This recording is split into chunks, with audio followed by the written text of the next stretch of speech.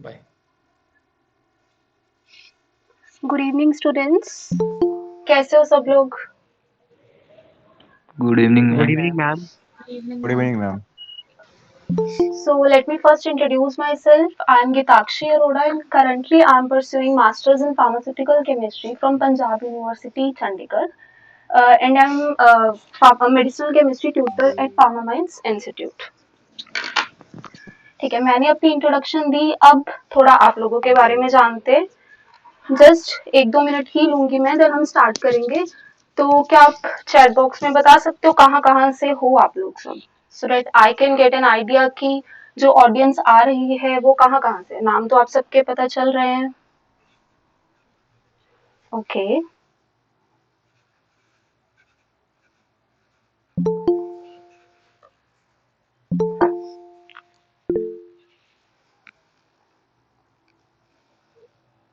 Okay, means from different parts of India, that's great. Oh, Sakshi, wow, you're from Punjab.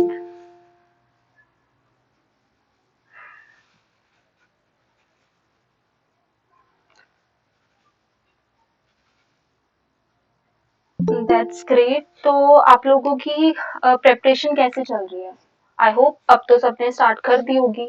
Mostly अब तो इतना GPAT का हो रहा है ना सबको क्रेज कि सेकेंड ईयर से ही स्टार्ट कर रहे हैं। एंड आई होप कि आप सब लोग थर्ड ईयर वाले ही हैं जो अभी 6 सेमेस्टर में हैं। Am I right? Yes, ma'am. Okay, तो what's your opinion about medicinal chemistry? I just want to know. I know अंदर से मुझे पता है सबका क्या होगा, बट स्टिल आप थोड़ा बताओ कि आपको क्या अच्छा लगता है, नहीं अच्छा लगता है। बस ऑनेस्ट रिप्लाई चाहिए।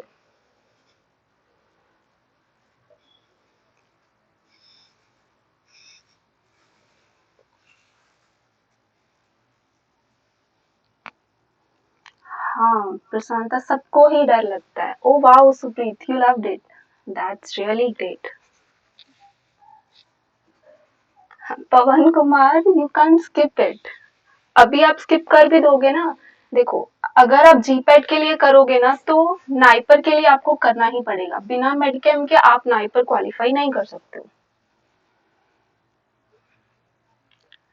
चलो आपके ओपिनियन देखिए। नहीं भावेश, जीपैट बिल्कुल टफ नहीं है, आपके पास 1 ईयर है। अच्छे से अगर आप पढ़ो ना इसको, जो इसके प्रीवियस ईयर क्वेश्चंस हैं वो सॉल्व करो, प्रैक्टिस करो क्वेश्चंस, तो ये बिल्कुल भी टफ नहीं है। सो ओके स्टूडेंट्स, मैं स्टार्ट करती हूँ आज का टॉपिक। तो मैं प्रेजेंट करूंगी अपनी स्क्रीन। सो आप बताना कि आपको स्क्रीन दिख रही है। अच्छा पहले मुझे ये बताओ कि मेरी आवाज क्लियर है सबको? यस जी मैम। Yes, ma'am. ओके। तो जो क्वेश्चंस, हाँ तो अभिषेक क्वेश्चंस मैं सारे लूंगी लेक्चर के बाद। आई होप आप सब रहो लेक्चर के बाद। जस्ट इतना लंबा लेक्चर नहीं रहेगा क्योंकि आज के लेक्चर में मैं आपको मेन यही बताऊंगी कि हमें मेडकेम को पढ़ना कैसे है। जो बेसिक टर्म्स है मेडकेम में हम उनको डिस्कस करेंगे, प्लस हमें किस वे से पढ़ना है आई डिस्कस दैट।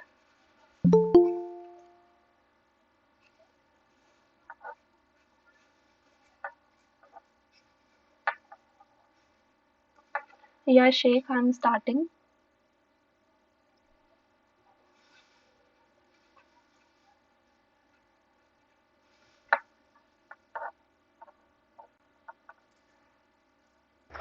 आई होप सबको स्क्रीन विजिबल है। माइक ऑन करके कोई बता दो Yes, ताकि ma'am. जल्दी स्टार्ट करें हम। Yes okay, ma'am. Yes, ma'am. तो today's lecture will Yes, be ma'am. About introduction to medicinal chemistry, कि हमें मेडिसिनल केमिस्ट्री को कैसे पढ़ना है जीपेट के लिए। अच्छा, तो अभी आप सब लोग 6 सेमेस्टर में हो, आप थर्ड पार्ट पढ़ रहे हो मेडकेम का, तो आप मुझे बताओ मेडिसिनल केमिस्ट्री है क्या। इट डजंट मैटर कि आप गलत बोलते हो सही बोलते हो, I just want you people to interact in the class. Ma'am, study of drug at molecular level. Okay, anyone else?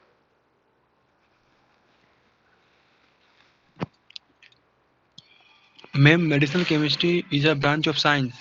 हम्म, हम ड्रग आगे। इंटरेक्शन मॉलिक्यूलर लेवल पे जो होता है उसको हम लोग स्टडी करते हैं।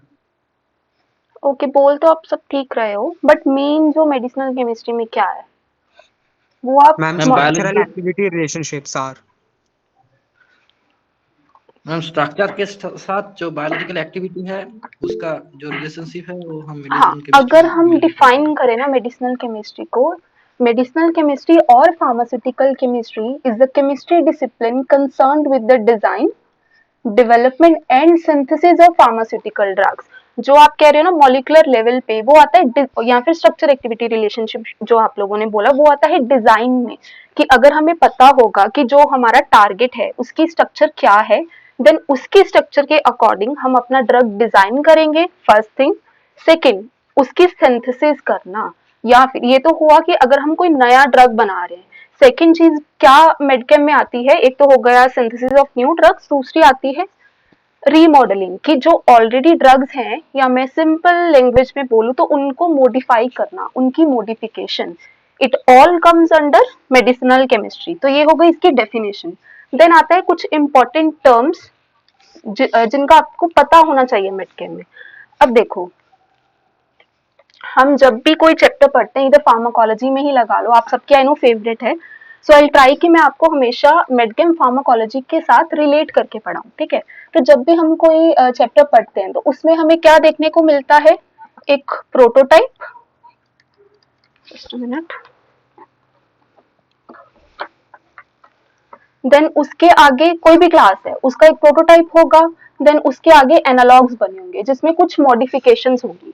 अब बात ये है कि वो प्रोटोटाइप की स्ट्रक्चर कहाँ से आई होगी, कि ऐसा तो नहीं है साइंटिस्ट ने रैंडम कुछ भी बना दिया। ये भी एक केस है अगर सेरेंडिपिटस डिस्कवरी हो, मतलब बाय चांस डिस्कवरी हुई हो, बट मैं लेके चल रही हूँ कि अगर कोई जान मतलब डिजाइन कर रहा है ड्रग को, तो वो किससे रेफरेंस लेगा, एक रेफरेंस उसके पास होनी चाहिए ना, कि जो ऑलरेडी उस डिजीज के लिए काम करता हो उसकी स्ट्रक्चर को रेफरेंस लेके नई ड्रग बनाई जाए, तो उसको क्या बोलते हैं, लीड। जो लीड करेगा एनालॉग्स के डिजाइन में। सो लीड क्या है, it is defined as a new chemical entity that could potentially be developed into a new drug by optimizing its beneficial effects and minimizing its side effects. Means lead वो होगा जिसकी biological activity तो है, but उसकी optimisation की जरूरत है। क्यों? क्योंकि लीड मान लो कि अगर लीड है उसमें कोई साइड इफेक्ट्स हो गए, टॉक्सिसिटी इश्यूज है, या वो एफिकेशियस नहीं है, तो उसको हम एज सच यूज नहीं कर सकते, उसको ऑप्टिमाइज करना पड़ेगा। तो ये हुआ लीड, कि जिसकी बायोलॉजिकल एक्टिविटी है बट उसकी ऑप्टिमाइजेशन करके देन आगे ड्रग्स बनाए जाएंगे। तो जब भी कोई क्लास की ड्रग बनाई जाती है ना, तो हमेशा रेफरेंस किससे ली जाएगी, स्टार्टिंग में, मतलब जब भी कोई डिस्कवरी हुई होगी ना, पहली ड्रग मार्केट में आई, तो उसकी रेफरेंस कहाँ से ली गई, लीड से। देन आता है कि अब इस लीड के सोर्सेज क्या क्या हो सकते हैं, जैसे मैंने यहाँ पे लिखा है, एंडोजिनस लाइगेंड्स हो गया, नेचुरल प्रोडक्ट्स हो गया, micro organism, chemical libraries, computational. तो इसमें आज मैं आपको बेसिक बता रही हूँ, तो आपको ये दो एक्सप्लेन करूंगी, एंडोजिनस लिगेंड्स को कैसे हम लीड ले सकते हैं ड्रग्स को डेवलप करने के लिए, ठीक है। तो आप लेके चलो कि मान लो कि आपको ही कुछ डिजाइन करना है, आपको डिजाइन करना है कोलिनर्जिक एगोनिस्ट, तो आप किससे लीड ले सकते हो, मैं आपको क्वेश्चन पूछती हूँ। जो लीड मतलब कि जो ऑलरेडी उन रिसेप्टर्स पे एक्ट करता हो, आपको उसकी स्ट्रक्चर चाहिए। तो ऐसा क्या है जो कोलिनर्जिक रिसेप्टर्स पे एक्ट करता है already, acetyl choline very good, acetyl choline. Very good, acetyl choline. तो एसिटाइल कोलिन की अगर आपको स्ट्रक्चर पता होगी, तो जो भी आप ड्रग्स बनाओगे ना, तो आपके माइंड में एक आइडिया रहेगा कि जो भी उसमें फंक्शनल ग्रुप्स थे एसिटाइल कोलिन में, नई ड्रग में उस तरह के फंक्शनल ग्रुप्स इनकॉर्पोरेट किए जाएं।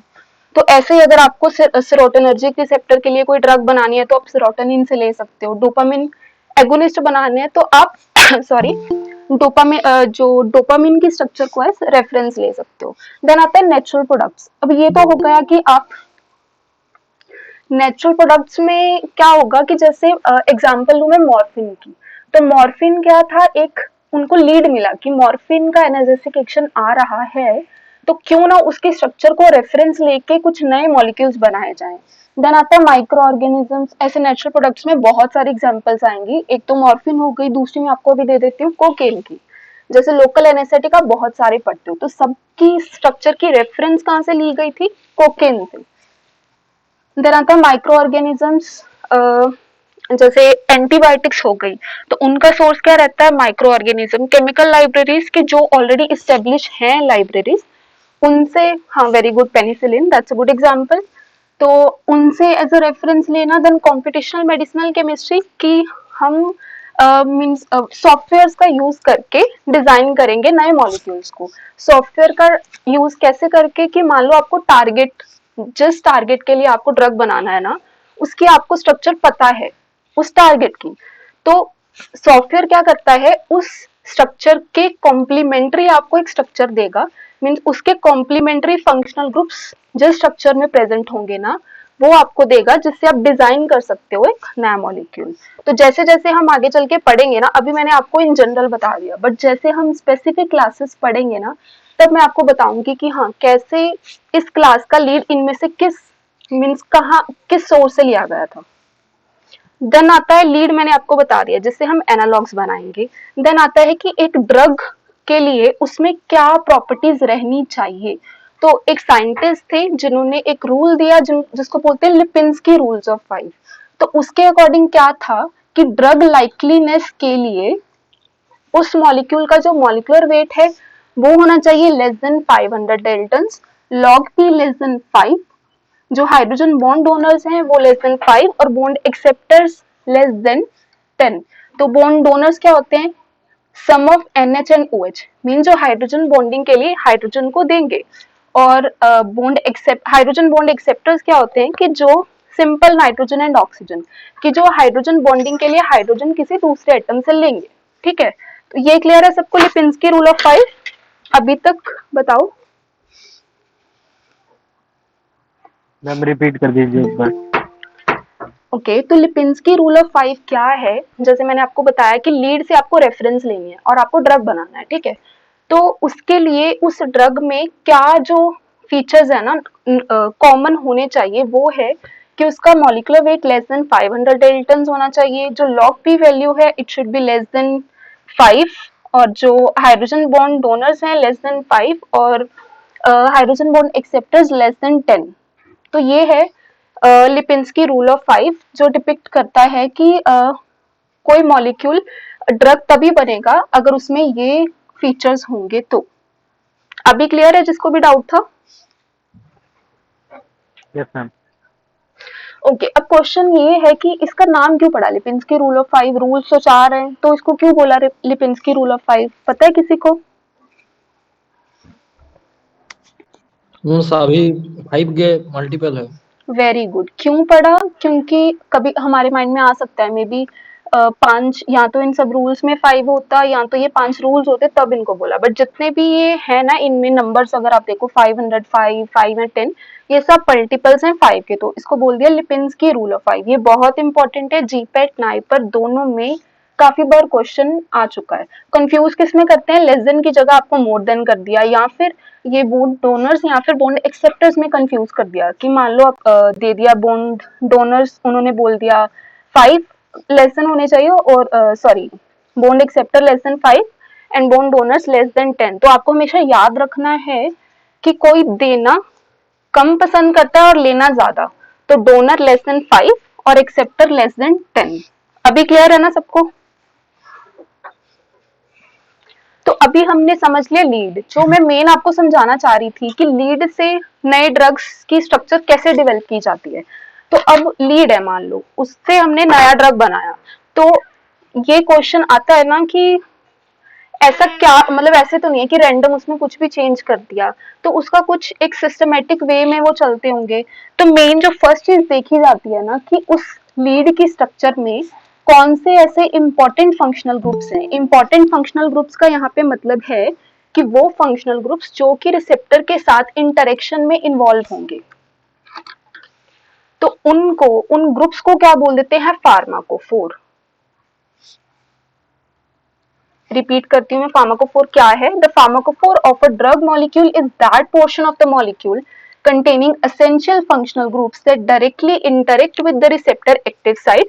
मीन्स उस पूरी स्ट्रक्चर में से वो फंक्शनल ग्रुप्स जो कि ड्रग की एक्टिव एक्टिव साइट के साथ बाइंड करेंगे and therefore confers on the molecule biological activity of interest, means वो सब फंक्शनल ग्रुप्स जो कि बायोलॉजिकल एक्टिविटी के लिए इंपॉर्टेंट है उनको हम बोलेंगे फार्माकोफोर। तो फार्माकोफोर हो गए वो इंपॉर्टेंट फंक्शनल ग्रुप्स। तो अब इतना तो क्लियर है, लीड से हमने ये देखा पहले कि फार्माकोफोर क्या है। अब जितने भी उसके एनालॉग्स आएंगे ना, सब में फार्माकोफोर इंटेक्ट रहना चाहिए, मींस फार्माकोफोर रहेगा, बाकी चाहे जो मर्जी मॉडिफिकेशंस करके देख लो कि एक्टिविटी कम होगी या फिर इंक्रीज होगी। ये पॉइंट क्लियर हुआ कि मैं क्या कहना चाह रही हूँ, कि आपको जो समझाना चाह रही हूँ कि जब भी कोई नया ड्रग मार्केट में आता है ना, तो लीड की स्ट्रक्चर में से वो फंक्शनल ग्रुप हमेशा रखे जाते हैं स्ट्रक्चर में जो कि बायोलॉजिकल एक्टिविटी के लिए इंपॉर्टेंट है। वो आपको सब में देखने को मिलेंगे। तो जब भी हम कोई स्पेसिफिक क्लास पढ़ेंगे ना, तो सबसे पहला हमारा काम होगा एक तो ये देखना कि इसका लीड कहाँ से मिला, देन लीड की स्ट्रक्चर को देखना। ऑब्वियसली लीड की स्ट्रक्चर लर्न नहीं करेंगे, जस्ट हम एक माइंड में आइडिया लेंगे कि क्या था उसका लीड। देन सेकंड चीज ये रहेगी कि उसका फार्माकोफोर क्या है। फार्माकोफोर हमने देख लिया। फिर थर्ड चीज क्या, जितने भी हम देन ड्रग्स की स्ट्रक्चर को लर्न करेंगे ना, तो एक आइडिया हमें मिल जाएगा कि ये फार्माकोफोर तो सब में रहेगा ही रहेगा, बस कुछ माइनर चेंजेस आएंगे जो हमें याद रखने पड़ेंगे। अब जैसे यहाँ पे मॉर्फिन की स्ट्रक्चर है ना, अब इसकी इतनी कॉम्प्लेक्स स्ट्रक्चर है, आगे चल के मैं आपको एक्सप्लेन करूंगी कि इसकी 5 रिंग्स हैं, बट इसमें जो मेन फार्माकोफोर है ना, that is this highlighted portion. जो ये हाईलाइटेड वाला बोल्ड वाला पार्ट है ना, सिर्फ ये है। मींस इसकी एक्टिविटी के लिए क्या इंपॉर्टेंट है, ये एक टर्शरी अमीन और ये एरोमेटिक रिंग जिसपे OH लगा है, ये पार्ट, और एक टर्शरी अमीन जिसमें कम से कम कितना डिस्टेंस होना चाहिए, 4 एटम्स का। तो 4 एटम्स कैसे हुए, 1 2 3 और एक ये 4। यहाँ पे लिखा है ना, tertiary alkyl amine that's at least 4 atoms away from an aromatic ring. तो यहाँ पे जो टर्शरी अमीन है वो इनकॉर्पोरेटेड है पाइपेरिडीन रिंग में।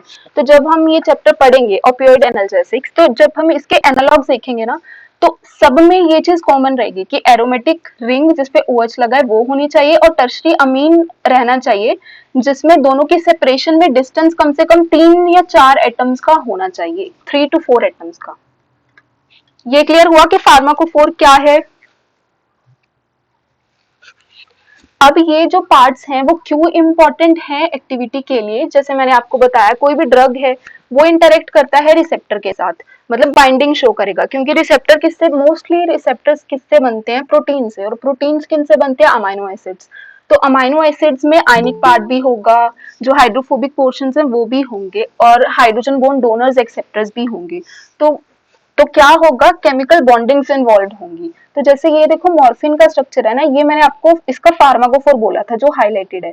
अब जो स्क्वायर पोर्शन में है वो इंटरेक्ट करेगा रिसेप्टर के साथ थ्रू वन डबल फोर्सेस। अब ये जो नाइट्रोजन है सर्कल पोर्शन में, क्योंकि इस पे पॉजिटिव चार्ज है, तो ये बनाएगा क्या, आयनिक बॉन्डिंग। तो मान लो कि जो रिसेप्टर है इधर एस्पार्टेट है या ग्लूटामेट है, तो आपको पता है उसमें क्या रहता है, कार्बोक्सिलेट आयन।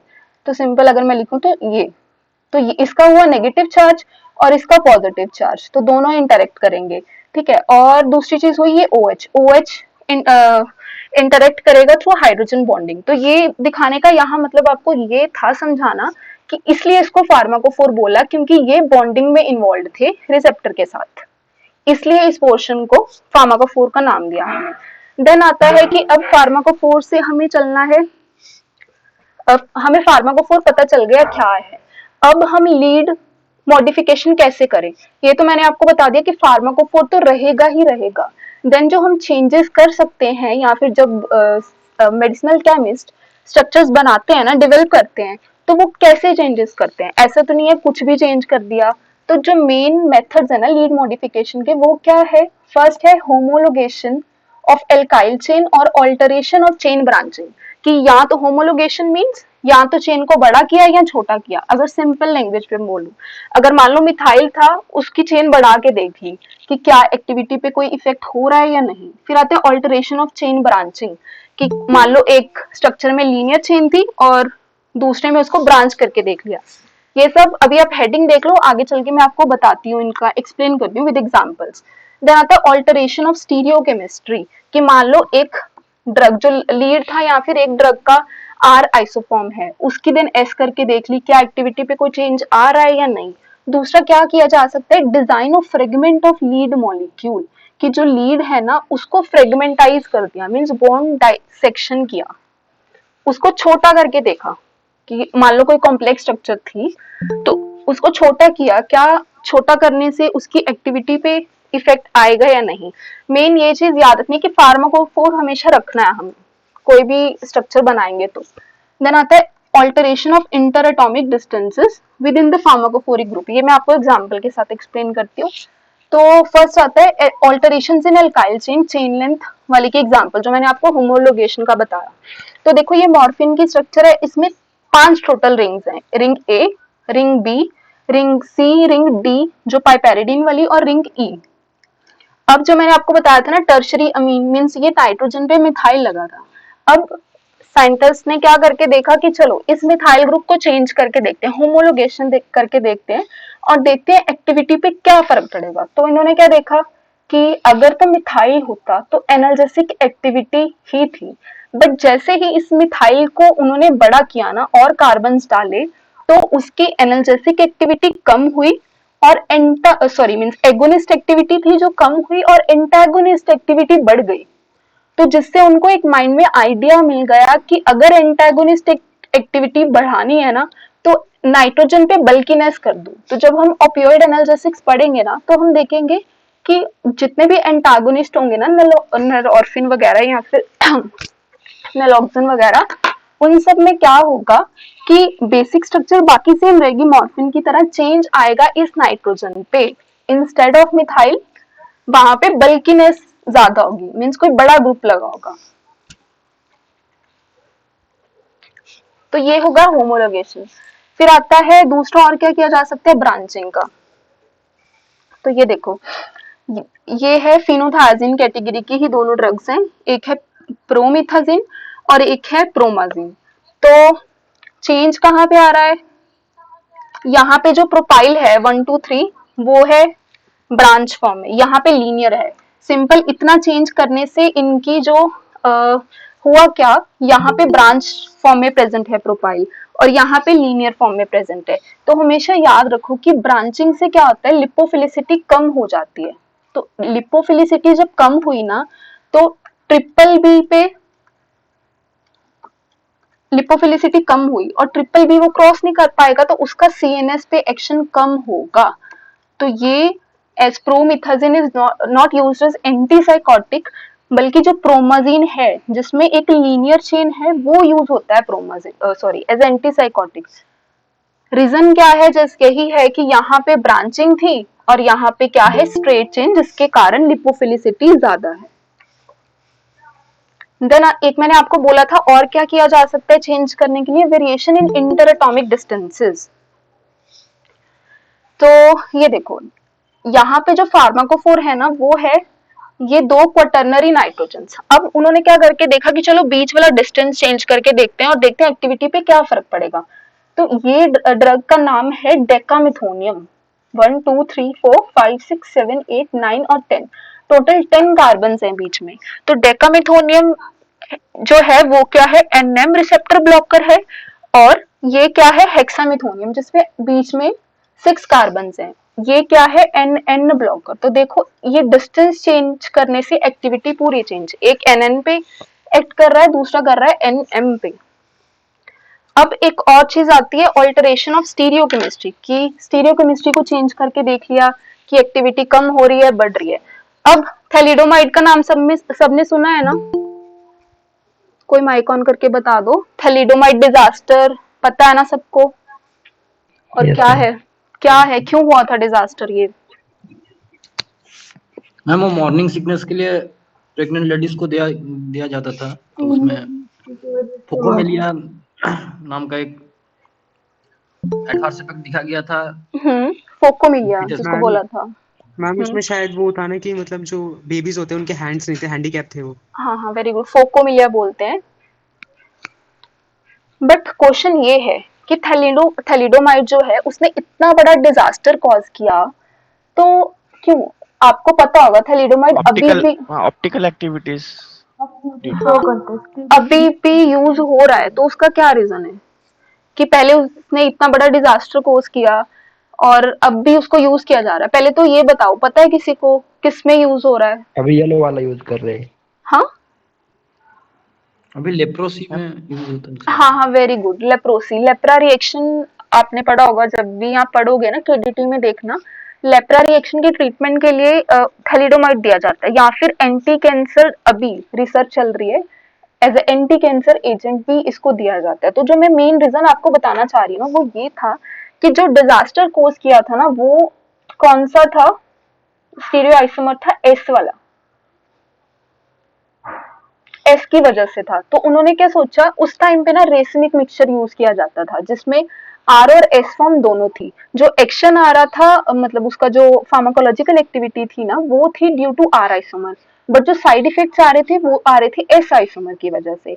तो ये चीज लेकिन बाद में पता चली, तो जब पता चली उन्होंने सोचा क्यों ना फिर सिलेक्टिव वाला दे दिया जाए, कि प्रॉब्लम तो एस की वजह से है ना, छोड़ो एस को मत दो, आर को दे दो। तो अभी जो यूज हो रहा है दैट इज आर आइसोमर। तो ये हो गया कि कैसे करके लीड ऑप्टिमाइजेशन किया जा सकता है। ठीक है, तो अभी मैं आपको ये बताऊंगी कि हमें मेडिकेम को ये तो बता दिया मैंने कि उनकी क्या अप्रोच रही होगी, बट हमारा मेन काम क्या है कि स्ट्रक्चर्स लर्न करना। हमें तो for at the end GPAT के लिए स्ट्रक्चर्स ही लर्न करने हैं ना। तो वो जो हमारी मेन अप्रोच रहेगी वो ये रहेगी, पहला वही जैसे मैंने आपको बताया कि हम देखेंगे कि उसका लीड क्या था, दूसरा उसका फार्माकोफोर देखेंगे जो सब में सेम रहेगा। देन फिर चीज आती है कि अभी स्ट्रक्चर्स को कैसे लर्न करना है, मेन काम तो ये है। तो जो मेन हम क्या करेंगे कि पहले तो यही ट्राई करेंगे कि उसके नाम से ही सारी इंफॉर्मेशन मिले, कि उसके नाम से ही हम मैक्सिमम इंफॉर्मेशन निकाल सकें कि उसमें उसकी स्ट्रक्चर कैसी होगी और उसमें क्या प्रेजेंट होगा। तो जैसे इसके लिए मैंने एग्जांपल ली है दो ड्रग्स की, नफाजुलिन एंड टोलाजुलिन की, जिसके नाम से ही सब कुछ पता चलता है। पहले तो आपको ये समझाऊं, इमिडाजोल सबको पता है क्या है। अब तीन चीजें आती है, इमिडाजोल, इमिडाजोलिन और इमिडाजोलिडीन। तो इमिडाजोल तो ये हो गया 5 membered nitrogen containing ring, 2 double bonds होंगे। अब इमिडाजोलिन क्या है, जिसमें एक बॉन्ड ही प्रेजेंट होगा, और इस जगह पे क्या प्रेजेंट है, 2 हाइड्रोजन हो गए, तो डबल बॉन्ड नहीं है। तो इमिडाजोलिडीन क्या है, जिसमें कोई डबल बॉन्ड प्रेजेंट नहीं है, हर जगह सैचुरेशन ही है, मीन सैचुरेटेड रिंग है। तो मेन यहाँ पे पर्पस आपको ये था इमिडाजोलिन की स्ट्रक्चर बताने का। तो अब चलते हैं दोनों की स्ट्रक्चर पे। तो देखो, नफाजुलिन एंड टोलाजुलिन आते दोनों अलग अलग क्लास में हैं। जो नफाजुलिन है वो है एगोनिस्ट है, अल्फा एड्रिनर्जिक एगोनिस्ट। टोलाजुलिन क्या है, non selective competitive alpha adrenergic antagonist है। तो इनकी स्ट्रक्चर पे चलते हैं, जो कि मींस बेसिक न्यूक्लियस इनमें सेम है। अब इसके नाम को ब्रेक करो, नेफा प्लस एजोलिन, नेफ प्लस एजोलिन। तो आपको क्लियर पता चल रहा होगा कि नेफ मीन नाफ्थलीन न्यूक्लियस होगा इसमें, और एजोलिन है तो इससे याद रखो इमिडाजोलिन, मीन जो उसका सफिक्स आया वो है इमिडाजोलिन से। तो अब इसकी स्ट्रक्चर देखते हैं। देखो, नाफ्थलीन भी है और इमिडाजोलिन, और इन दोनों को एक कार्बन से जोड़ दिया, मीन CH2 से जोड़ दिया, तो ये हो गई नफाजुलिन की स्ट्रक्चर। देन आता है टोलाजुलिन की स्ट्रक्चर। तो इसमें क्या है, नाम से क्लियर है, टोलुइन और इमिडाजोलिन, इमिडाजोलिन बनाया और फिर टोलुइन बना दिया। अब टोलुइन में क्या है, CH3 ऑलरेडी है, मतलब जब इसके साथ कनेक्ट होगा तो एक हाइड्रोजन हटा, CH2 आया। अब इसमें CH2 ऑलरेडी था तो हमने एडिशनल नहीं डालना पड़ा। बताओ ये स्ट्रक्चर क्लियर है, जो उसके नाम से ही क्लियर थी। तो यहाँ पे बताने का मेरा ये मोटिव था कि जब हम इंडिविजुअल क्लासेस पढ़ेंगे ना, तो मेन हमारा टास्क यही रहेगा कि उसके नाम से ही मैक्सिमम इंफॉर्मेशन निकालना कि उसकी स्ट्रक्चर कैसी होगी। जैसे 2 एग्जाम्पल मैंने लेके आपको बताया कि मेरा पॉइंट क्या था। देन बट ऐसा हर ड्रग में तो नहीं होगा ना कि उसके नाम से ही आपको सब पता चले कि उसकी स्ट्रक्चर कैसी है। तो उसके लिए हमें क्या करना पड़ेगा, निमोनिक्स बनाने पड़ेंगे। तो जैसे अभी संकल्प की क्लासेस कंप्लीट हुई है ना, तो ऐसा कोई भी स्ट्रक्चर नहीं था जो हमने बिना, मतलब जिसके नाम से कुछ क्लैरिटी नहीं था ना, तो ऐसा कोई भी स्ट्रक्चर नहीं था जो उनको मैंने ऐसे बताया कि याद कर लो।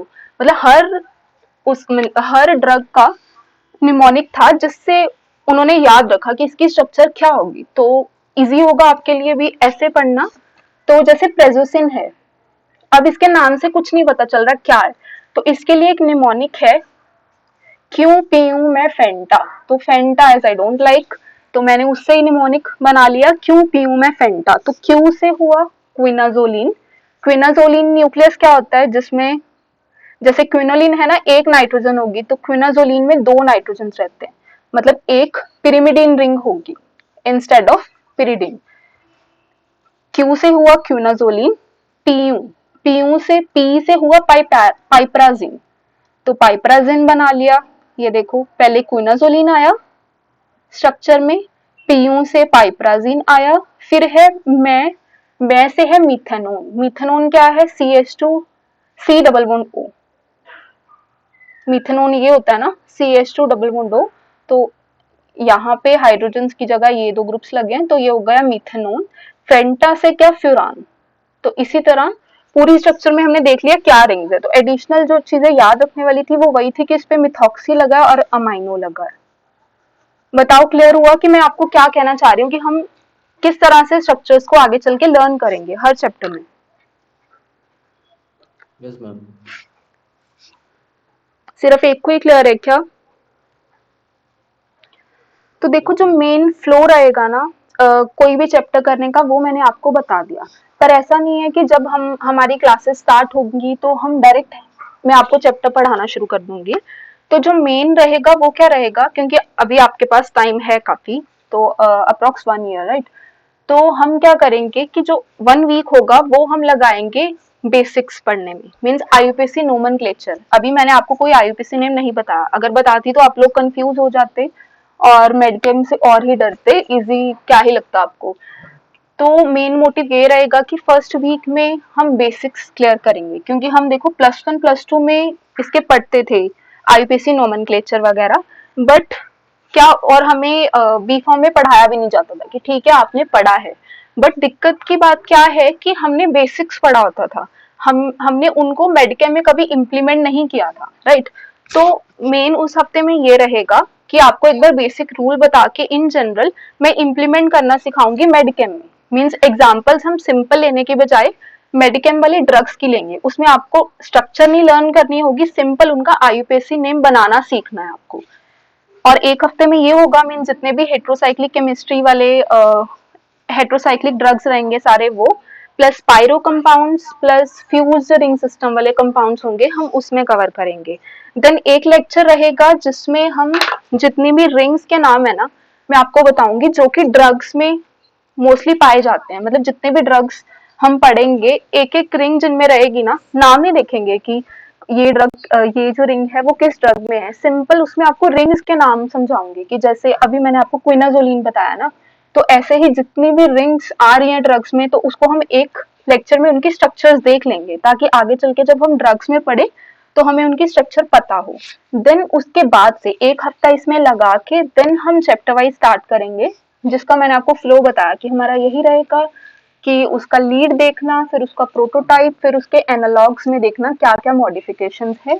देन उनकी अभी स्ट्रक्चर पूरी लर्न करनी है, तो मेनली हम वो कैसे करेंगे कि उसके नाम से लेके या फिर निमोनिक्स बना के।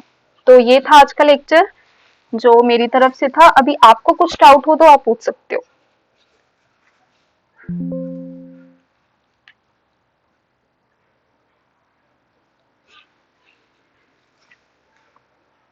Any questions?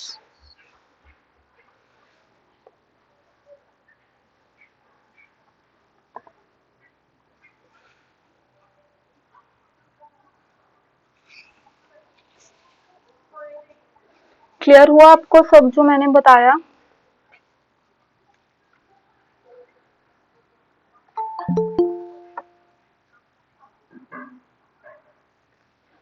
वेट, मैं यहाँ से आपके क्वेश्चंस लेती हूँ।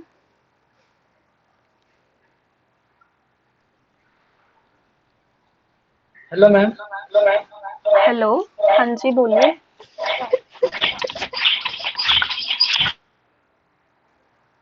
यस प्लीज आस्क, क्या पूछना चाह रहे हो आप? अच्छा, श्रुति बुक्स क्या है? देखो, जो बेस्ट बुक जिससे मैं पढ़ती थी ना उस अपने टाइम पे, बी कॉम में या मास्टर्स में, वो फोइज या फिर विल्सन जसवॉल्ट। बट मैं सजेस्ट करूंगी आपको, जीपेट के लिए आपको वो बुक्स नहीं पढ़नी चाहिए। तो आप अ, एक बुक है हरकृष्ण सर की, अभी पढ़ी भी होगी, मैं आपको दिखा देती हूँ। जस्ट अ मिनट, कैमरा नहीं ऑन हो पाएगा। मैम आप सेमेस्टर वाइज पढ़ाएंगे तो अच्छा होगा madam. Medicinal and pharmaceutical just a minute, medicinal and pharmaceutical chemistry by Harkrishan Singh and V K Kapoor, ये बेस्ट बुक है, बेस्ट। आई डोंट नो आप लोगों ने कभी पढ़ा है इस बुक में से या नहीं, बट ये जो इसके ऑथर हैं हरकृष्ण सर, ये पंजाब यूनिवर्सिटी से ही पढ़े हैं। तो यहाँ पे मैंने भी यहाँ पे आके ये बुक पढ़ी, but it is really good. Even फोइज और विल्सन से भी अच्छी है ये, और बेसिक्स से आपको पढ़ने को मिलेगा। मैम पीडीएफ मिलेगा? PDF I have to check कि इसकी सॉफ्ट कॉपी है या नहीं, क्योंकि मेरे पास तो हार्ड कॉपी ही है। बट आई विल फाइंड, अगर हुई तो मैं आपको भेज दूंगी जरूर ग्रुप में, या आप मुझे मैसेज कर देना, I will send. Okay ma'am, thank you. तो अभी जीपेट के लिए आप रहने दो, फोइज एंड विल्सन से पढ़ना। अगर आपको, क्योंकि फिर आपको एक सब्जेक्ट तो पढ़ना नहीं है, बहुत सारे पढ़ने हैं, तो इट वुड बी बेटर अगर आप किसी मीन्स बेसिक बुक से ही पढ़ो। तो जो मैंने आपको बता दिया मेरे अकॉर्डिंग ये है।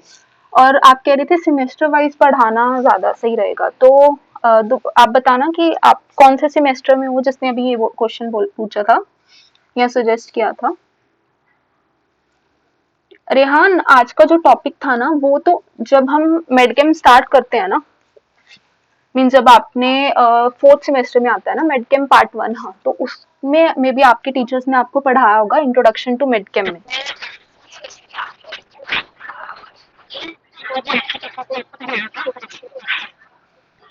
ऋषिकेश, प्लीज अपना माइक ऑफ कर लो।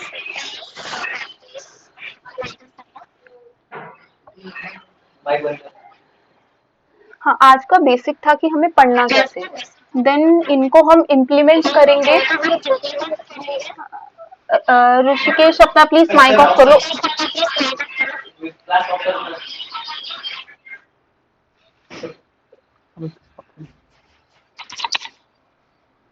Just a minute, I have to remove him.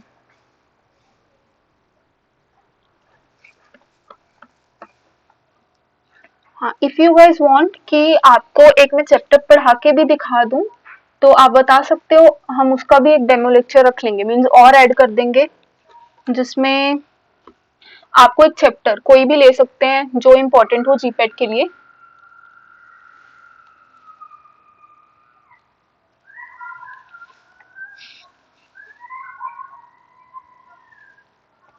हाँ, तो एक चैप्टर चाहे कल ही रख लेते हैं डेमो लेक्चर, जिसमें मैं आपको एक चैप्टर स्पेसिफिक पढ़ा के दिखा दूंगी कि हमारा क्या वे रहेगा।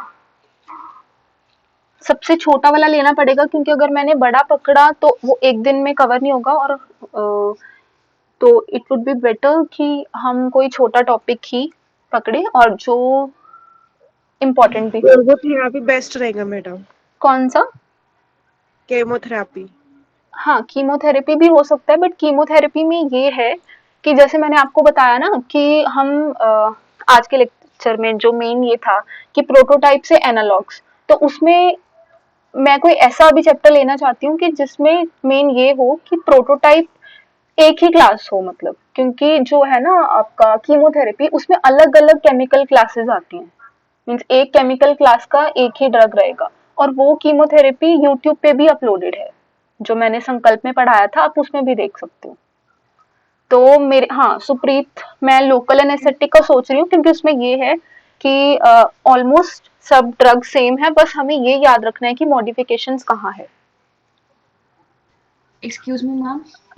Yes Sakshi, hello, good evening ma'am. Good तो मैं इवनिंग। ये कहना था कि जस्ट लाइक जो बाकी स्टूडेंट्स हैं हम कई फोर्थ सेम में से भी हैं, तो हाँ हाँ, आप कोई उसका ही मतलब टॉपिक करवा दो, नहीं तो फिर हमें समझ नहीं आएगा, फिर और टफ लग रही है। अच्छा, लोकल एनेस्थेटिक नहीं है, बट 4th सेमेस्टर में एज आई कैन रिकॉल आपको वो तो था ना, सीएनएस तो था, तो ओपियोइड एनाल्जेसिक्स होगा, आई एम श्योर। अभी इतना पता नहीं है, मतलब पैरासिम्पैथेटिक सिम्पैथेटिक ये चल रहा है। अच्छा, ये चल रहा है, तो ठीक है, हम वो भी कर सकते हैं, पैरासिम्पैथेटिक भी कर सकते हैं, it's not an issue. Thank you hello ma'am. Ma'am. Yes, ma'am third semester का अकॉर्डिंग सिलेबस पढ़ा है तो मैडम अच्छा होगा जीपैड का अपना, जिससे कौन सा इन्वेस्टर को सेमेस्टर, हेल्प होगा। कौन सा सेमेस्टर है आपका? Third semester, third year madam, sorry. Third year? हाँ हाँ, वो तो जब क्लासेस स्टार्ट होंगी ना, तो वो तो आप पे मैडम आप आपके हिसाब से जो इम्पोर्टेंट रहेगा वो उसका करा दो लेक्चर। हाँ, अभी तो मैं ये कह रही हूँ ना कि आपको डेमो लेक्चर देना है मुझे, वो तो मैं खुद भी चूज कर सकती हूँ, क्योंकि अगर मैं आपकी ले रही हूँ तो आप सब लोग अलग अलग कह रहे हो, बट यस जब मैम, आप, आपको जो अच्छा रहेगा वही करे। हाँ, बट जब आप वो मीन्स क्लासेस स्टार्ट हो जाएंगी आपकी, तब हम आपके अकॉर्डिंग चल सकते हैं कि आपको पहले क्या पढ़ना है। Am I clear? यस। और डाउट हो किसी का कोई? बट मैं इतना अश्योर करती हूँ कि अगर आप मीन्स अटेंड करते हो मेडिकेम की क्लासेस, तो एट द एंड आपको मेडिकेम इजी लगेगा, क्योंकि जो मेरे प्रीवियस स्टूडेंट्स हैं ना, तो उनको मेडिकेम बहुत खराब लगती थी, सबकी तरह ही, बट अभी वो इतना इंटरेस्ट लेके उसको पढ़ते हैं, रिवाइज करते हैं, तो मुझे भी उस टाइम हुआ कि हाँ, मतलब मैंने उनको पढ़ाया और उनका इंटरेस्ट डेवलप हुआ, अच्छा लगा। तो ये यही है कि प्रैक्टिस मांगती है मेडकेम, जितना आप इसको प्रैक्टिस करोगे ना, तो उतना ही बेटर रहेगा। स्टार्टिंग में मे भी लगे आपको डिफिकल्ट, जब आप पढ़ते हो तो लगता है कि बहुत सारी ड्रग्स हो रही हैं, बट जब एक बार हो गया, फिर आप रिवीजन स्टार्ट करते हो, तो आपको लगेगा कि हाँ, रिवीजन के बाद एक कॉन्फिडेंस आएगा कि आपको लर्न रह रही हैं structures. Excuse me ma'am. Yes. Ma'am एक थोड़ा out of the box question था। हाँ, प्लीज आस्क। मैम जैसे कि जो क्लासेस होंगी हमारी फार्मा माइंड्स पे, यस। वो पूरा साल लगेंगी एक्सेप्ट द संडेज, मतलब कोई ब्रेक नहीं होगी बीच में? नहीं, देखो मतलब एक दिन तो संडे ही होगा, वो जिस दिन आपकी कोई क्लास नहीं होगी, क्योंकि एक दिन दिया जाता है टेस्ट के लिए, तो पूरे वीक में वो क्यों रखा जाता है कि टेस्ट का आपको बता दूं कि पूरे वीक में जो भी आपको पढ़ाया जाएगा उसका टेस्ट रखा जाता है, तो उसके लिए आपको एक दिन दिया जाता है टेस्ट के पहले। तो अब जो आपका क्वेश्चन था कि पूरा टाइम ही लगेंगी या नहीं, तो देखो ये डिपेंड करता है कि टीचर्स की अवेलेबिलिटी पे भी, बट 3-4 लेक्चर्स तो आपके रहेंगे ही। मैम मेरा लाइक मेन क्वेश्चन ये था कि हम्म। मतलब कोई वेकेशन वगैरह मिलेगी? हाँ, तो वेकेशन तो देखो, वो तो आपको रिकॉर्डिंग्स तो मिलेंगी ना, तो अगर आपको लेनी हो खुद से, तो आप नहीं लगाना चाहते हो लाइव क्लास, तो वहीं आप फिर उसकी रिकॉर्डिंग देख सकते हो। Okay, thank you. हाँ, मतलब ऐसा तो नहीं रहेगा कि पूरा हफ्ता रेगुलर ही, बीच में ऐसा हो सकता है कि 3-4 क्लासेस लग गई, मतलब एक दिन का ब्रेक मिल गया आपको भी, 1-2 दिन का। Okay okay ma'am. हाँ तनुश्री, सेमेस्टर में भी आपको हेल्प मिलेगी ही। अभी आप कौन से सेमेस्टर में हो? 6th में या और कोई सेमेस्टर है?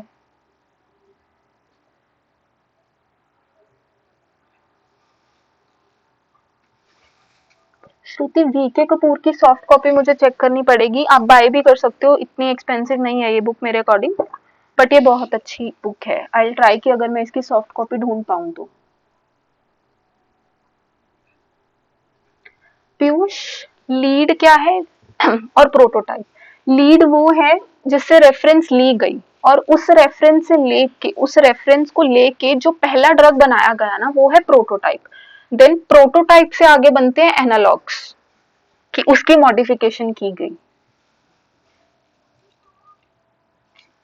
इसकी बेस्ट एग्जांपल दूंगी मैं लोकल एनेस्थेटिक चैप्टर की। देखो, कोकेन जो है वो उस क्लास का क्या था, लीड, जो नेचुरल सोर्स से मिला, उसको उसकी जो उसकी रेफरेंस ली गई क्या बनाने में, प्रोकेन बनाने में। प्रोकेन जो पहला यूज हुआ क्लिनिकली, उसको बोला हमने वो है क्या, प्रोटोटाइप। देन प्रोकेन से जो आगे जितने भी आप पढ़ते हो लोकल एनेस्थेटिक्स वो सारे उसके एनालॉग्स बने।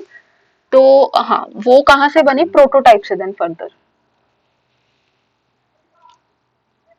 हाँ अभिषेक, वो हरकृष्ण और वीके कपूर दोनों ऑथर्स की ही बुक है जो मैंने आपको बताई है ना, वो बेस्ट है।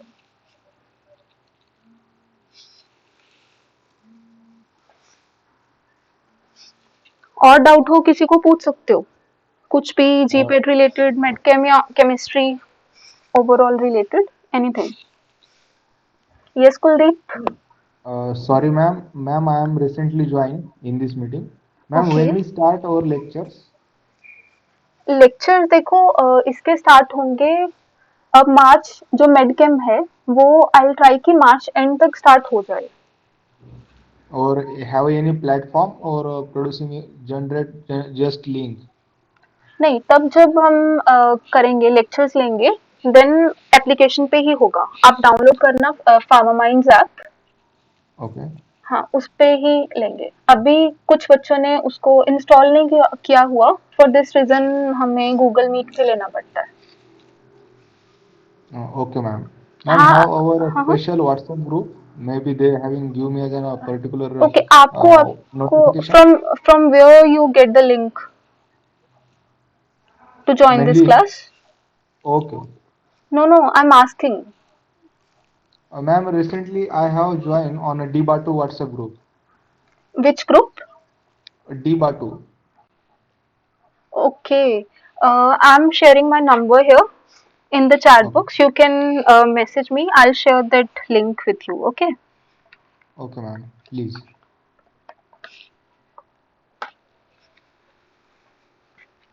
और भी किसी Thank को you. डाउट हो तो इट्स ओके, तो आप मैसेज करके पूछ सकते हो, नंबर दिया है मैंने। Ma'am I am in final year. Okay, 4th year right? Means no अभी, लास्ट हाँ हाँ फाइनल ईयर। ओके, तो अभी आप कौन सेमेस्टर बताना, कौन से सेमेस्टर में? 8 हाँ हाँ वही कह रही हूँ ना, 4th ईयर। तो आप अभी जीपेट दोगे ना, भरा अपने फॉर्म? मैम एक्चुअली हमारा ऑनलाइन था ना इतने दिन, तो देना कि नहीं वो सोच रहे सर हम। तो आपको देखो देना तो चाहिए ही, देन वो सेकेंडरी है, क्लियर होता है नहीं, अभी भी आप करो। जितने भी प्रीवियस ईयर क्वेश्चन सॉल्व करके इम्पोर्टेंट टॉपिक्स है, 1 मंथ का टाइम है, आप पढ़ लो उसको, तो देना तो चाहिए। मैम फीस का पूछना था कि ईडब्ल्यूएस से है तो ओपन में भी, तो फीस कितनी लगेंगी फीमेल के लिए? Fees I have to check, क्योंकि मैंने अभी फॉर्म का देखा नहीं है। एक यूट्यूब पे वीडियो भी डाली थी शायद दीपांशु सर ने, आप वो भी देख सकते हो। बाकी मैं भी थोड़ा चेक करके आपको बता देती हूँ, क्योंकि मैंने ये चीज देखी नहीं है नहीं कि इस मैम, पर फीस कितनी। 11,000 से कुछ 1,000 कुछ ऐसा आ रहा है, लेकिन दूसरी जगह बोल रहे कि 2,000 लगेंगे, ऐसा कोई बोल रहा है इस तरह No. का। अगर और किसी को Mainly इसका पता है तो GK लिए बता सिर्फ सकते हो। 1100 रुपये ही है। और मैम सिलेबस चाहिए था हम लोग को, सिलेबस नहीं था जीपैट का, तो जीपेट का सिलेबस चाहिए आपको? हाँ हाँ वो तो आप व्हाट्सएप ग्रुप पे हूँ मैं, फार्मा माइंड के। आप मुझे मैंने नंबर डाला है ना, मैसेज कर देना, मैं शेयर कर दूंगी आपको। और मैम वो ये अपने 350 वाला कोई कोर्स है ना, वो इंस्टॉलमेंट में है या कुछ अलग से, ऐसा पूछना था मैम। वो कौन सा कोर्स कह रहे हो आप? एक 350 वाला कोर्स है ना मैम। 350 वाला?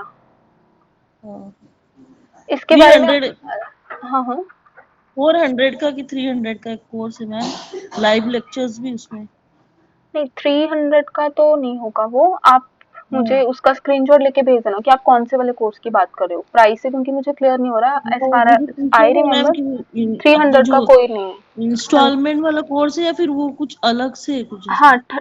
हाँ 3500 है, 300 वाला तो कोई नहीं है। अच्छा, आप हाँ क्या कह रहे हो कि इंस्टॉलमेंट्स में अगर आपको फीस देनी हो? हाँ फीस भी पूछनी तो बनती है अपनी। फीस देखो, जो आपका 1 ईयर वाला है उसकी है, अभी तो वो कोड चल रहा है ना, आप वो लगा सकते हो, बट जो नॉर्मल है वो 4000 रहेगी और दूसरे वाले की 7000 है। तो अभी वो चल रहा है, उस पर ऑफर चल रहा है, आप वो कर सकते हो। 3500 अप्रोक्स का पड़ेगा आपको 1 ईयर वाला। हाँ हाँ बाकी ग्रुप में डाला है आकाश सर ने जो ब्रोशर है ना, या अभी जो ऑफर चल रहा है ना उसका भी डाला है, तो उस पे आप प्राइस चेक कर सकते हो। Yes ma'am, thank you. हाँ, अगर सिलेबस कोई डाउट आता हो स्टिल, आप लिख के मैसेज डाल सकते हो, मैं आपको शेयर कर दूंगी वो जो मैम पिक्चर है। सिलेबस चाहिए था, मेरे को देखना था मतलब इसलिए। हाँ हाँ, आप डालना, क्योंकि नंबर तो ऑब्वियसली है नहीं मेरा आपके पास, तो आप मैसेज कर देना, मैं शेयर कर दूंगी, और लिख देना साथ में कि सिलेबस आपका चाहिए। नंबर कैसे मिलेगा मैम मेरे को? मैंने अभी डाला है ना, रुको दोबारा लिख रही हूँ। अच्छा ठीक है मैम, देखती हूँ मैं। ओके। आकाश मेडिकेम के लिए देखो बेस्ट बुक्स तो बहुत हैं, पर जो मैं फॉय सब अगर आप देखो तो फॉय क्या बोलेंगे, फॉयज या विल्सन जिसफॉल्ड, बट इस टाइम पे जो मैं आपको बेस्ट बुक बोलूं तो वो है medicinal chemistry and pharmaceutical chemistry by Harkrishan Singh और वीके कपूर। अभी भी मैंने बोला, तो उसमें आपको ये रहेगा ना कि केमिस्ट्री पॉइंट ऑफ व्यू से सब चीजें हैं। फोइज विल्सन में ज्यादा फार्माकोलॉजी दे रखी है, तो वो तो बंदा के अलग से पढ़ ही रहा है, तो जब मेडकेम पढ़ने बैठता है तो उसके माइंड में ये होता है कि केमिस्ट्री दी हो ज्यादा, तो केमिस्ट्री वाला पोर्शन हो, ऑब्वियसली फार्माकोलॉजी भी होगी साथ में, बट केमिस्ट्री वाला मेन आपको उसमें से मिल जाएगा। पीडीएफ मुझे ढूंढना पड़ेगा, अगर हुआ तो भेज दूंगी मैं ग्रुप में।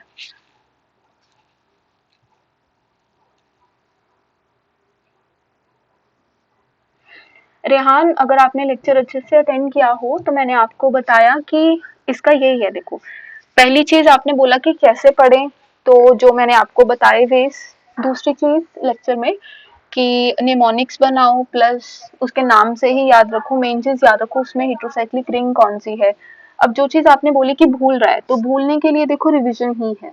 आप एक बार पढ़ते हो तो देन एक दिन मान लो आपने एक चैप्टर पढ़ा, दूसरे दिन दूसरा, तीसरा, तो विदाउट रिवीजन आप पढ़ते जाओगे ना, ये कोई फायदा नहीं है, क्योंकि सब आपका मिक्स होता जाएगा। तो जब भी आप एक यूनिट या एक चैप्टर करते हो ना, तो उसके बाद उसको एक दो बार रिवाइज करो, फिर उसके बाद जब पूरा यूनिट कंप्लीट हो जाता है उसको रिवाइज करो। तो ऐसे करते करते आपका जब पूरा सिलेबस हो जाए, देन अगेन उसको रिवाइज करो एक दो बार, फिर आपको क्लियर होगा।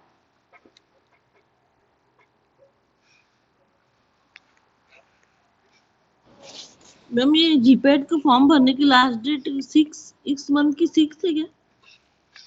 यार देखो, उसके बारे में मुझे नॉलेज नहीं है, अगर कोई और हो जिसने भरा हो तो बता सकता है, क्योंकि मैंने वो फॉर्म ओपन करके नहीं देखा है। Yes ma'am, thank you. 6 मार्च है, बाकी लोग कह रहे हैं जिन्होंने भरा है तो फिर वही होगी, 6 मार्च ही होगी। Okay ma'am. हाँ, तो भर दो भी, क्योंकि कई बार कुछ इशू आ जाए, ये ना हो कि आप लास्ट डेट पे भरो, तो पहले भर दो तो बेटर है। Okay ma'am. कल 1 मार्च है, तो अब अच्छा 13 Feb to 6 मार्च ना, ओके। और डाउट हो किसी को पूछ सकते हो, अदरवाइज यू कैन लीव।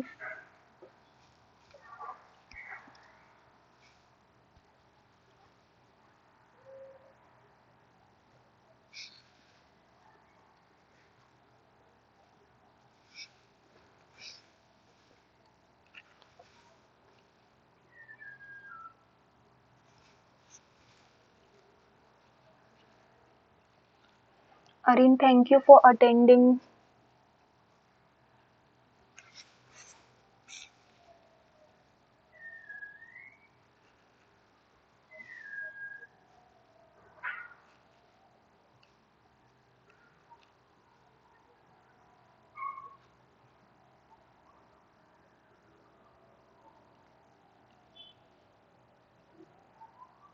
श्रुति पांडे, क्या पूछा आपने? मैम 3rd ईयर में जीपैट देना चाहिए। हाँ, अगर आपको मतलब दोगे तो फायदा ही है कि आपको एक बार उस एनवायरनमेंट का पता चल जाएगा, कि जब ये ना हो कि 4th ईयर में जैसे जाओ तो फर्स्ट टाइम होगा ना, थोड़ा एंजाइटी इश्यूज होते हैं कि पता नहीं क्या होगा अंदर, कैसा मतलब कैसे आपको सब कुछ करना है। तो अगर देते हो 3rd ईयर में तो फायदा ही है, नुकसान तो कोई नहीं है। अगर नहीं भी देते हो तो भी कुछ इशू नहीं है, it's all up to you, कि अगर आपको लगता है देना चाहिए तो आपका मन है देने का तो आप दे सकते हो। Hello ma'am. कुछ स्टूडेंट्स ऐसे भी हैं जिनका 3rd ईयर में ही क्वालिफाई हो जाता है, बट ये है कि उसका फायदा नहीं है कोई, बट आप अपने सीवी वगैरह में ऐड कर सकते हो कि 2 बार क्वालिफाई किया है। यस, कोई कुछ पूछ रहा था? हाँ हेलो मैम। जी। Yes yes. Ma'am third year को क्वालिफाई हुआ तो एडमिशन मिल जाता क्या?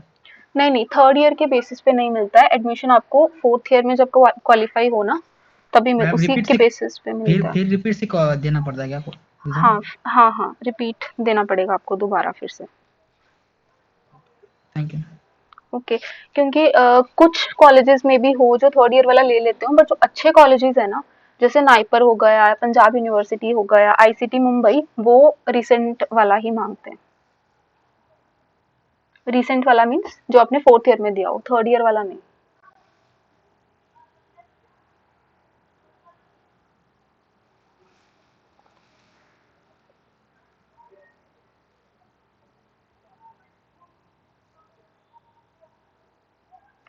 हाँ कृष्णा, ये पॉइंट भी है जो आप बोल रहे हो, बिल्कुल सही है कि हम उनके लिए मतलब आजकल क्या हो गया कि थर्ड ईयर वाले देना शुरू हो गए हैं। हाँ ये तो ठीक है कि उनको थोड़ा पता चल जाता है, बट अगर उनका क्वालिफाई हो गया तो उनकी वजह से किसी और एक बंदे की, मान लो एक का क्वालिफाई हो रहा है तो वो एक की सीट छीन रहा है। तो अगर आप सोचना चाहते हो ये चीज अच्छी बात है दूसरों का, तो फिर तो नहीं देना चाहिए। तो देखो, it's totally up to you कि आपको देना है या नहीं, क्योंकि ऐसा कुछ है नहीं कि थर्ड ईयर वाले दे नहीं सकते हैं। तो ये आपको खुद सोचना है, डिसीजन लेना है कि आपको देना है या नहीं।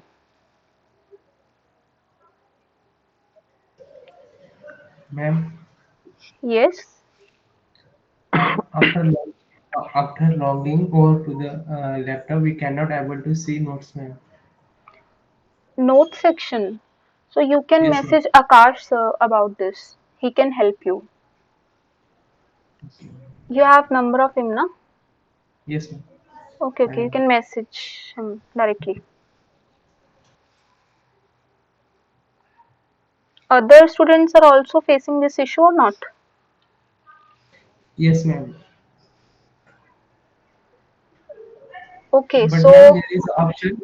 We are able to see over the mobile, ma'am.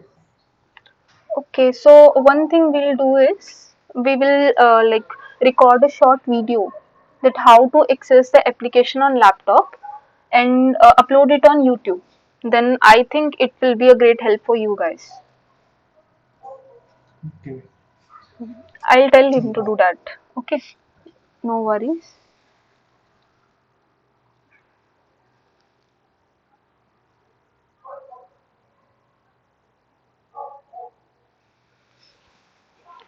Okay, so if others don't have any query, they can leave.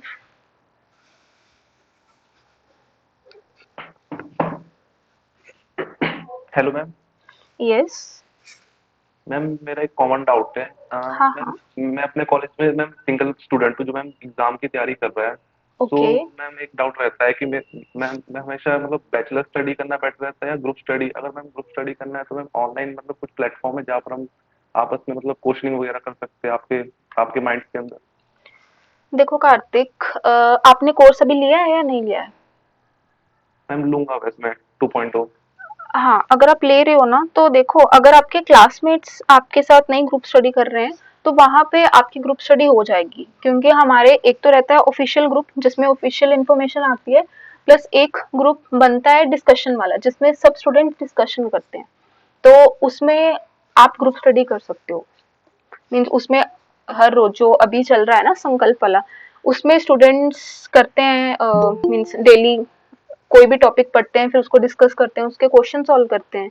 सो ऐसे अच्छा रहता है कि डिस्कस करके पढ़ो ना, तो वो चीज आपके माइंड में ज्यादा टाइम के लिए रहती है एज कम्पेयर टू अगर आप ओके खुद पढ़ रहे हो तो वो आपका हो यस जाएगा। मैम। हाँ, यही नहीं है कि आपके कॉलेज फ्रेंड्स नहीं कर रहे हैं तो आपको और फ्रेंड्स नहीं मिलेंगे साथ में करने के लिए। तो वहाँ भी बच्चों के बहुत फ्रेंड्स बनते हैं जिनके साथ वो इधर ग्रुप में भी स्टडी करते हैं या फिर देन पर्सनली भी। ठीक है ma'am. Okay. Okay, anyone else? हाँ Rehan, I'll find out and will send you. Okay.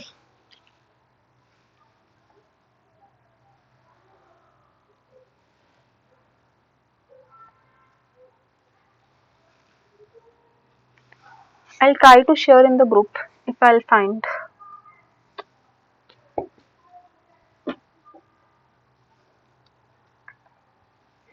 Good night, Krishna. Good night. Good night. Take care.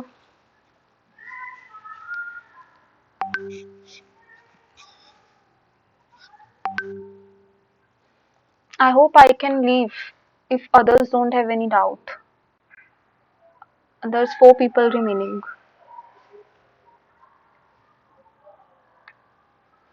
Rehan, thank you for attending too.